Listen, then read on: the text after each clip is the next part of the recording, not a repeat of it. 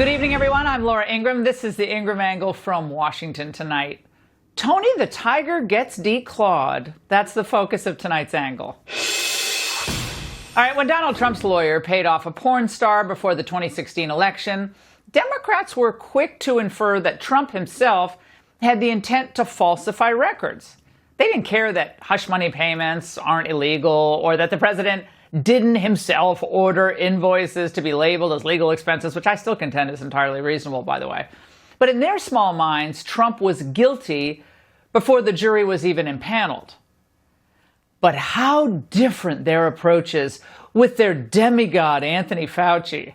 Although he was never officially charged with the crime, he too had a senior advisor who found himself in major hot water recently.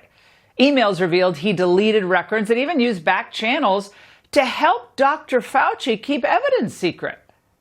But when the good doctor was asked about this, specifically on the efforts to evade FOIA requests and protect this guy named Peter Daszak, who maybe you remember, we already know he received federal grants for his work with the Wuhan lab, Fauci was all denials. I never spoke about protecting him. I may have mentioned and discussed Dr. Daszak because he's a grantee, but I never spoke about protecting him. You're testifying that he just made that up.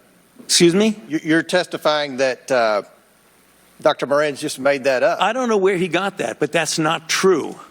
Well, of course, Democrats were outraged that Dr. Fauci was asked any questions at all. Dr. Fauci, we owe you an apology for the way we have raked you through the mud, and none of us have said to you, here's where you go to get your good name and your reputation back. We owe you a collective thank you. You are a world-renowned scientist and an American patriot. Your leadership and service to Republican and Democratic administrations and all Americans saved countless lives and resources. We owe you a debt of gratitude. A debt? Fauci was the highest paid employee of the federal government for years. What was it, 400 and something thousand? And when he left, he received a first-year pension payout exceeding $414,000. That's according to an analysis by Open the Books.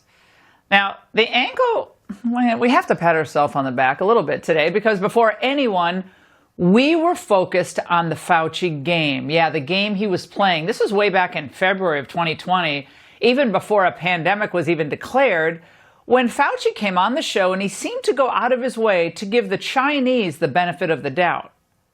Why should we actually believe them when billions, if not trillions of dollars is riding on preserving the idea that all is going to be okay? Over the last several weeks, the Chinese authorities have really been very explicit that they were going to not tolerate any misinformation going out. So you're satisfied with all of the transparency coming out of China today about the trajectory of the disease and the origin of the disease? In my direct interaction with Chinese scientists and Chinese health officials, not party politics people, but medical people and scientists, that I can believe what they're telling me. It gets funnier every time you hear it, or more infuriated. All right, and now we know that my spidey senses about him, about the entire scamdemic, were accurate. It was far more about pushing the boundaries of manipulation and control than really saving lives. We knew from very early data from Lombardy, Italy, that the COVID virus was simply not a threat to most people. Only those with maybe 2 or 3 comorbidities were at risk of severe complications and death. There are 2 groups of people who really do poorly with the COVID-19 illness, people who have underlying serious health conditions. A bigger group, not in size, but in the effect, are the elderly, particularly those who live in nursing homes. They often have comorbid illnesses. And indeed, we learned years later that this was the case. And at the time, we knew it was unwise for the Trump White House to have a lifelong liberal bureaucrat like Fauci lead their response. It was doomed from day one. Not that every mistake was made, but lockdowns, closures were pushed, mandates validated, fake rules advanced that made everyone's life miserable and did irreparable damage to education. But all of this wreckage, all of it to them was collateral damage to a narcissist with a white coat, a man who was used to having little to no oversight over his actions. Now, this is why he thought, I think, that he could get away with this, to keep schools closed. I think to say every child has to go back to school is not really realizing the fact that we have such a diversity of viral activity. There may be some areas that the level of virus is so high that it would not be prudent to bring the children back to school. Along with the mask mandate, Fauci's endorsement of social distancing was among the most anti-scientific of his strong recommendations. By the way, a recommendation he's conveniently now trying to distance himself from. Don't blame me, it was the CDC's fault. Once we realized that the virus was not spread by droplets and was aerosolized, did you feel an indication to go back to the CDC and said, let's base this on science. Let's get rid of this 6-foot rule? It was a CDC decision, and it was clear. Were you dialoguing with the CDC? CDC was part of the coronavirus response team. Yeah. And you didn't feel an obligation to go to them and say, look, Americans aren't going to trust us. Yeah. We're providing them with misinformation. We have discussions at the White House about that. We did, but the CDC's decision and was their decision to make, and they made it.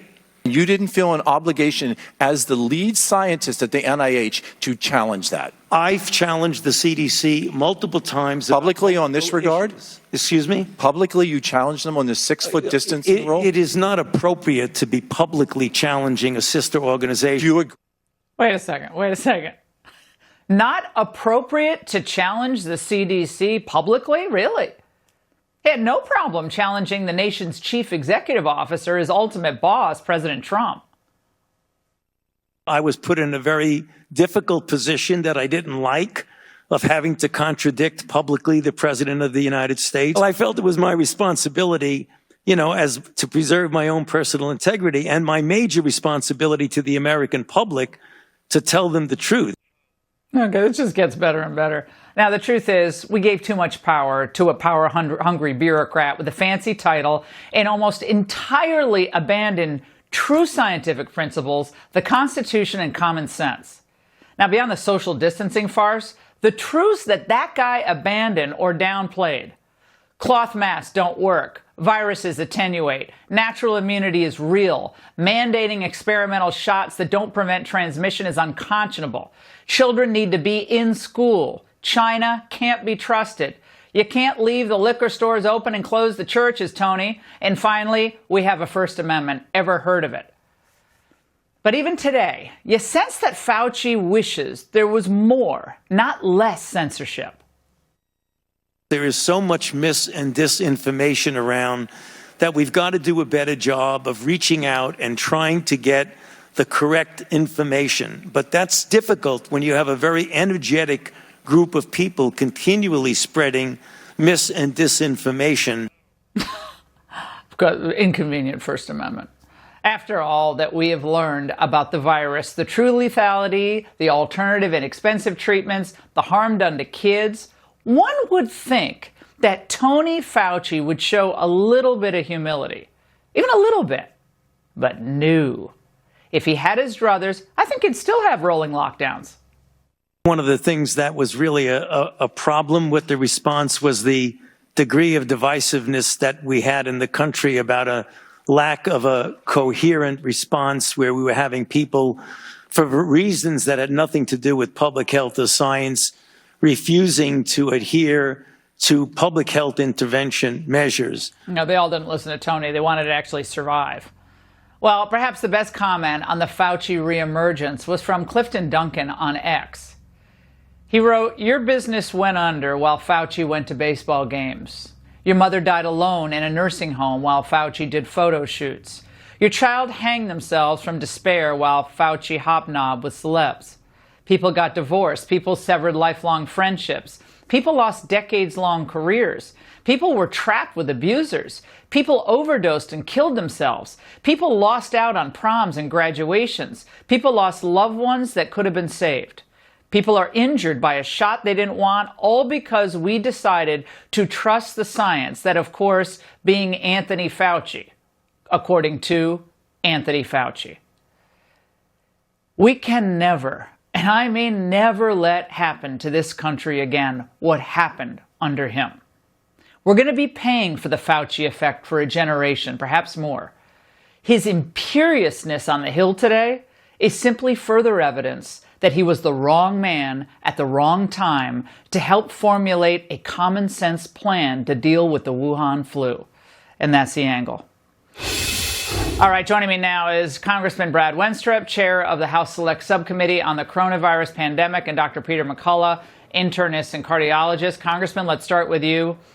What do you think the most important fact is that you've uncovered in all of your investigations? Well, I think that the numerous facts that we have uncovered have led to the very notion that Dr. Fauci, as director of the NIAID, takes no responsibility for anything that seemed to happen when it comes to the grant process, when it comes to the nefarious behavior within his agency. The lack of control that exists within his agency tells us everything. But more so, I'd say the messaging was absolutely horrible, and so was bedside manner through this entire process. We've seen so many incidents of things that he said that make no sense. And you look at us as a nation having a mandate for the vaccine when we have people coming across the border that are unvaccinated, untested, and then dispersed around the country. That's not science. And by the way, we were funding gain-of-function research in China. Well, that's the most important fact. Yeah, I asked you what the most important fact was, not to be a brat here, but what is the most important fact we learned? Dr. McCullough, the number one fact that we learned about Anthony Fauci. You know, we learned that he was overseeing and coordinating a U.S.-Chinese conspiracy to create SARS-CoV-2. Ralph Baric, Peter Daszak, Anthony Fauci, Dr. Xingling Li in Wuhan, China. They co-conspired, and Baric published in 2015-2016 the creation of a SARS-like Wuhan Institute of Virology 1 virus that was poised for human emergence. And Fauci is on Capitol Hill, despite the best efforts of Dr. Wenstrup and others, deceiving America and deceiving the world. Well, Congressman, that's quite a charge. I would tend to agree with what Dr. McCullough just said there. The United States of America, perhaps there's an argument to be made, a fairly strong argument, that was indirectly funding the research that ended up causing this lab leak. Do you think the truth is headed to that? The evidence is headed to that, Congressman? I think so, and I'm a little taken back by the comment that was just made, because our work has been very thorough, and we have been building the pyramid leading up to Dr. Fauci, and we have been looking at what was going on in Wuhan, China. I'm on the Intelligence Committee. I started looking at this from the get-go in February of 2020. As the physician on the Intelligence Committee, I will tell you, we started looking into this, and I found out that there was a virus, a chimera, created by Ralph Baric in North Carolina and Zhengli Shi in China. So the efforts have been going on to what's happened there. You know, Dr. Fauci said it came from nature, but behind the scenes, he and the people that wrote Proximal Origins were saying this looks engineered and could have come from the lab. We have been pointing in that direction in every occasion, but guess what?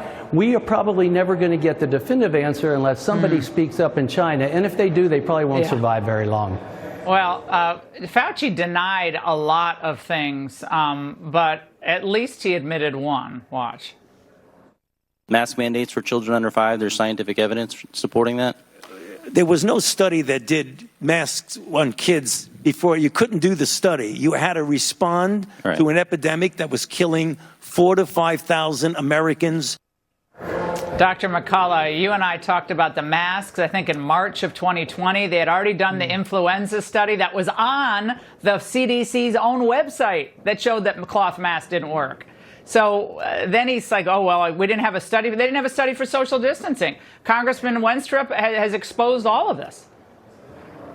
It's true. Masks never work. They should never have been a primary intervention. The focus always should have been on early treatment to prevent hospitalizations and deaths. There was a giant distraction, focusing on contagion control. Laura, everyone in the country got COVID-19. The whole purpose of a mask would be to avoid getting it. We all got it. We should have been focusing on early treatment. Chairman, very quickly, are you concerned that if Joe Biden were reelected, heaven forbid, and we had another dangerous outbreak of some type of disease, that we'd be back at square one here with the mentality that we saw at the NIH? Unless we're able to put in place the recommendations and suggestions and legal authorities that we're going to want to put in when we finish our report, then we will be in big trouble, like you just said. Chairman, Dr. McCullough, thank you both.